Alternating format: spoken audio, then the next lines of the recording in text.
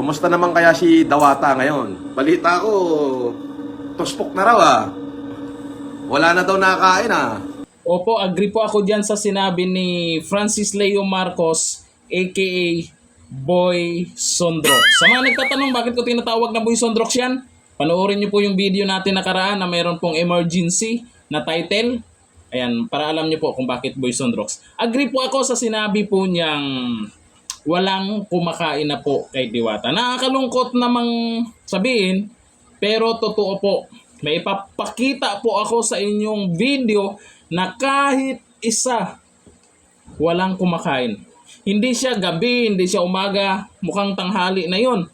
Walang kumakain sa Diwata Paris Overload, kahit isa po walang kumakain. Kaya agree po ako dito sa sinasabi po ni Francis Leo Marcos aka Boy Sondrox. Hindi pa nga niya akalain nyo hindi pa niya naipatayo yung sinasabi niyang tatapatan ang parisan ni Diwata, yung libreng pares, mukhang nagtagumpay na si Francis Leo Marcos, si Boy Sondrox. Mukhang matutuwa dito pag napanood niya itong video na wala na talaga, kahit isang tao wala pong kumakain. Eto, mas maganda panoorin po natin. Pero bago ang lahat, may mga bago po tayo dyan sa channel natin. Huwag kalimutang mag-subscribe para updated po kayo tungkol dito kay Diwata at siyempre tungkol kay Boy Sondrox. Okay? Ito yung video. Mukhang malayo yung tingin dito. Diwata.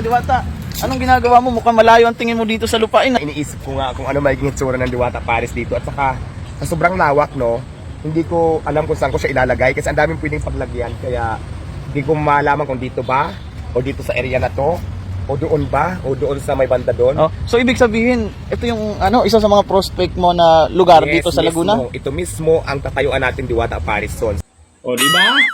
Wala pong kumakain diyan dahil hindi pa naipatayo. Ikaw na mismo si Diwata Boy Sondrox Diyan po itatayo ang next branch na Diwata Paris Overload. Diyan mismo sa tapat ng City Hall sa Calamba, Laguna. Napakalawak diyan. Isa din yan sa napakalaking branch na bubuksan ni Diwata. Sa ngayon, wala pang kumakain kasi hindi pa napatayo. Walang kumakain pa ni isa, walang kumakain sa parisan ni Diwata dyan. Itatayo pa lang. Aba, parang parami yung parami yung mga branch ni Diwata. Sa kanya po yan, sa branch niya ng mga malalaking branch na yan. Maliban pa doon sa mga gustong makipag-partnership kay Diwata.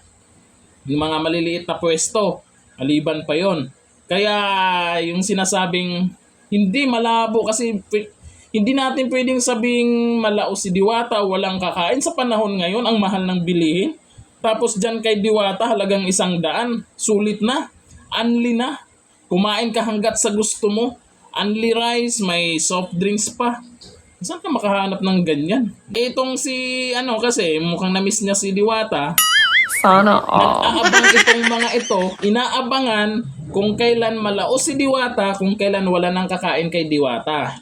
Habang nag-aabang sila, mukhang parami yung branch ni Diwata. Ang nangyari dito, nag-alala naman ako nito sa Sondrox na naman pinag-usapan. Baka lalong ma-stress itong si Francis Leo Marcos habang tumatagal ay lalong dumadami yung branch ng Diwata Paris, lalong nakilala si Diwata, lalong dumadami yung mga endorser, at lalong dumadami yung mga kakampi. May kakampi ba ngayon si Francis Leo Marcos? Sabagay, meron yung mga uto-uto niyang mga followers, yung mga kakampi niya ngayon. Kaya, at least mapagbigyan man lang natin, paminsan-minsan, yung kagustuhan ni Boy Sondrox. Gaya niya, gusto niya na wala nang kumakain. Ayan, napagbigyan po natin. Diyan sa Calamba, Laguna. Wala pang kumakain sa next branch ni Diwata. Wala pang customer, walang kumakain dahil wala pa, itatayo pa lang. Congrats kay Diwata.